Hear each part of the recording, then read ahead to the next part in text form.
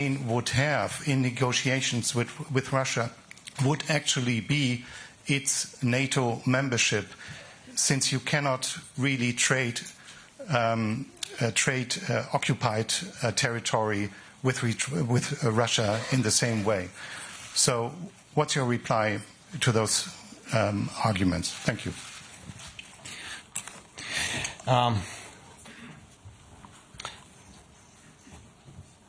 Дуже дякую. Передусім, я хотів би вам сказати, що щодо НАТО, я говорив із президентом Байденом,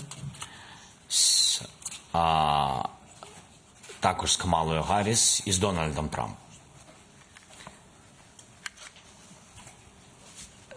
Для нас дуже важливо, щоб ми були посилені. І перший крок – це invitation. Але це говорить про те, що в майбутньому ми будемо членами НАТО, розуміючи, що це може статися після війни.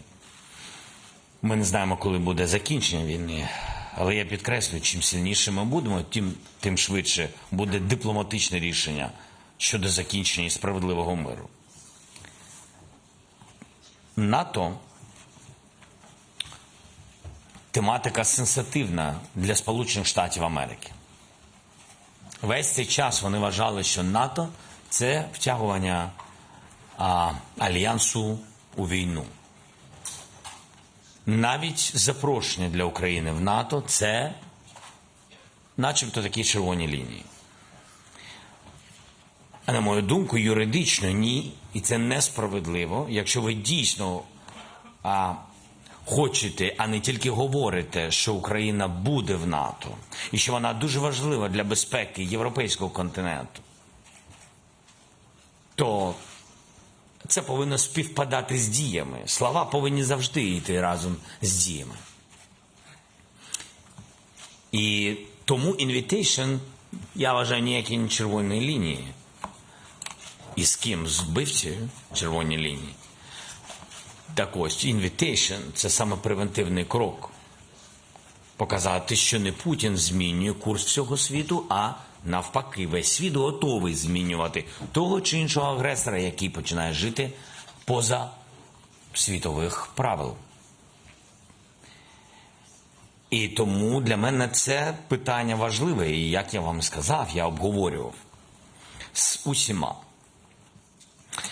Я можу вам навести приклад моєї розмови щодо питання НАТО. Сьогодні я просто вже це сказав лідерам. І я думаю, що це зрозумілий приклад. Я говорив з Трампом про НАТО. Тому що в медіа були різні сигнали щодо відношення щодо НАТО, щодо України в НАТО тощо. Я наводив приклад Будапештського меморандуму. Мені здається, це зрозумілий приклад. Україна мала Будапештський меморандум. Там були ядерні держави. Найбільші держави в світі, які мають вплив, які мають ядерну зброю. Серед цих країн, безумовно, були Сполучені Штати Америки, Китай, Росія, Франція. Безумовні великі гравці, які мають ядерний потенціал. Чому з ними? Умовою було для України віддати ядерну зброю. Дуже великий об'єм, який був у України в той час. Віддати ядерну зброю, і за це цей документ, а значить партнери, які там є, гарантують, що територіальну цілісність і суверенітет незалежній Україні в міжнародно визнаних кордонах на 1991. Так? Так. Ось що було в документі. І якщо Росія порушила цей документ, хоча вона є і була, вибачте, гарантером цього меморандуму, то як можна вірити в цей документ? І як можна вірити всім партнерам, які гарантували збереження нашої територіальної цілісності і суверенітету? А відповідь дуже проста. Чи це працює? Ні, цей документ не працює. Чи працюють домовленості інших великих партнерів з Росією? Ні, не працюють. Тобто це не тільки домовленості були України з Росією, а України з усіма партнерами. Значить, в цілому всі ці домовленості не спрацювали. Хто з цих великих країн, всіх ядерних держав, хто з цих країн постраждав? Всі? Ні, одна, Україна. Хто віддав ядерну зброю? Всі? Ні, одна. Хто? Україна. Хто сьогодні воює? Україна. І тому виходить у нас так. І в розмові з Дональдом Трампом я йому сказав, у нас виходить так. Який же вихід? Або у України буде ядерна зброя, і тоді це для нас захист. Або ми повинні мати якийсь альянс. Окрім НАТО, на сьогодні ми не знаємо дієві альянси. Країни НАТО сьогодні не в війні. Країни НАТО не воюють. Країни НАТО люди всі живі, слава Богу. І тому ми і обираємо. Ми і обираємо НАТО, не ядерну зброю. Ми обираємо НАТО.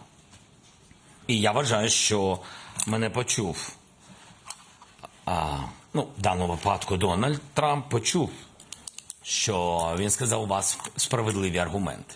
Мені здається, це важливо. Що війна ця йде давно, що Путін це робить давно, захоплюючи нас. Він спочатку енергетичну незалежність нашу поламав, а потім вже і територіальну цілісність. Тобто це давно. Вплив на всі державні інституції в Україні були Російською Федерацією. Візьміть деталі наших розвиток, нашої служби безпеки. В усіх правоохоронних органах України були представники Російської Федерації. Це і є втрата суверенітету, а потім вже території, завдяки повномасштабному вторгненню. Дякую. We have a couple of more questions. Please, Norman, Wall Street Journal. Thanks a lot. Lawrence Norman, Wall Street Journal. Let me, if I may, President Zelensky, ask you about what you just said. J.D. Vance has said, no NATO for Ukraine. J.D. Vance has said, freeze the conflict, no NATO. Are you saying that you heard from President Trump that he is open to NATO membership, or is that taking it a little too far? And if I may ask you a second question, can you confirm that Ukraine believes there are 10,000 North Koreans in training in Russia that could enter the war in Ukraine? Thank you.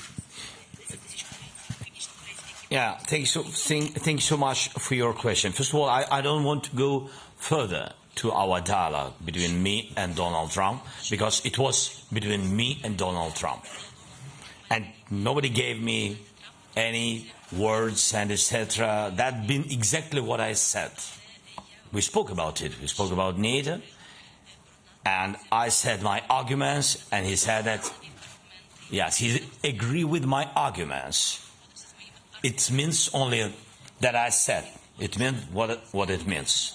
Then I didn't speak with Mr. Vance. I never saw him. And about North Korean soldiers, you asked me, yes? So, first of all, we have information from our intelligence. That's really, I think, big problem that some officers of North Korean army is already on a temporary occupied Ukrainian territory from the side of Russian enemies. So they joined it to Russian army. Then, I don't know the number of them, but from intelligence I know that Russia is counting, because of gap in mobilization, because of lots of losses, Russian losses, and Putin is afraid of mobilization very much, because social opinion is against, his social opinion is against of mobilization. That's why he is trying to involve other participants of this war. That's why from intelligence I have that they are preparing 10,000 of soldiers, different soldiers. Land forces, I mean, this other technical personnel, and etc. So it's like in every brigade, soldiers understand. So in brigade, you don't have only land forces, not only soldiers who are on the front line. You have a lot of different specialists. Yes. So we know about 10,000 soldiers of North Korea that they are preparing to fight against us. This is really urgent thing, which I spoke about it with the United States. I spoke about it now just with all the leaders, and I said that the first example, when the second officially, when the second country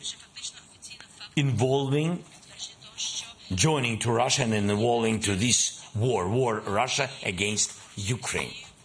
Because Iran, they gave, drones, licenses to produce these drones and missiles, yes, but not people, not officially, yes? And here we see this first step in this war, and this is the first step to a world war. Of course, it's understandable.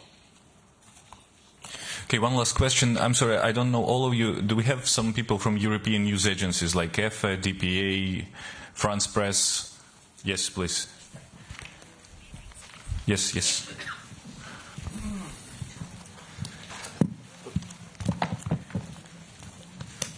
Thanks a lot. Marek Majewski, German Press Agency, DPA.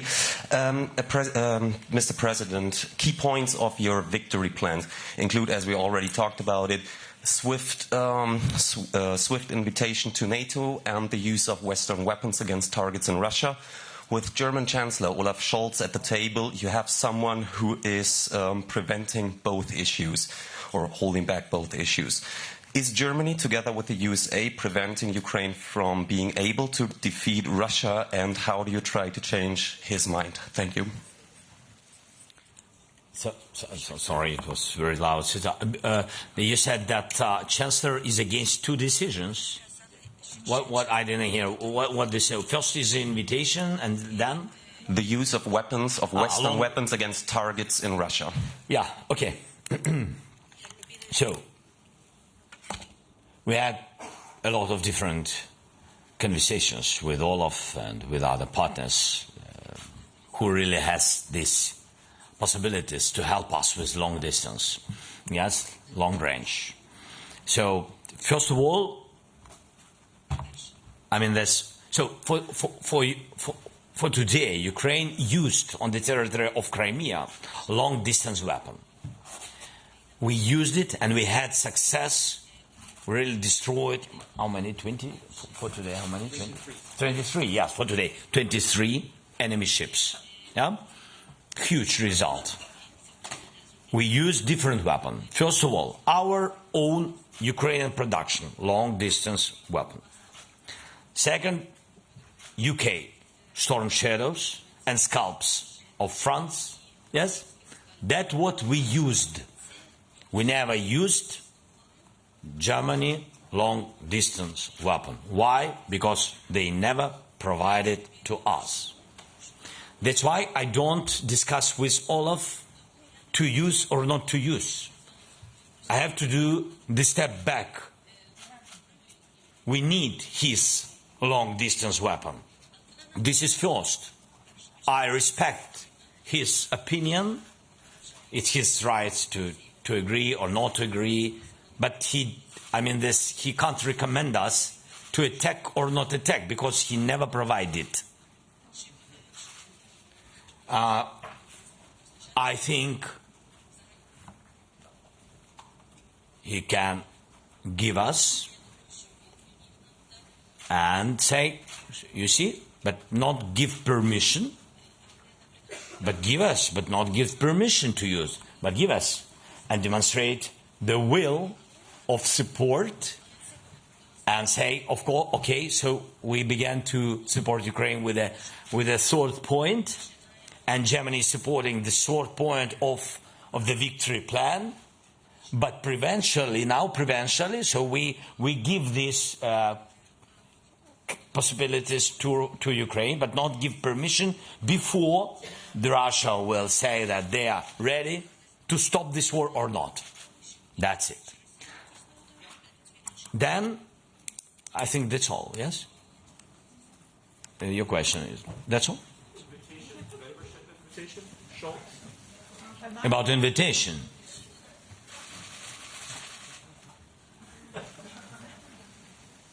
He never said no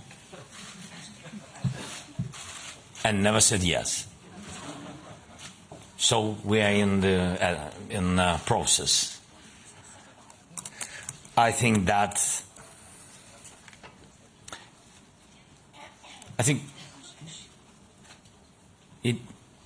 so we will work on it. Thank you. Thank you, dear colleagues. That's all what we have time for. Thank you. You understood that enough. Okay. Bye-bye.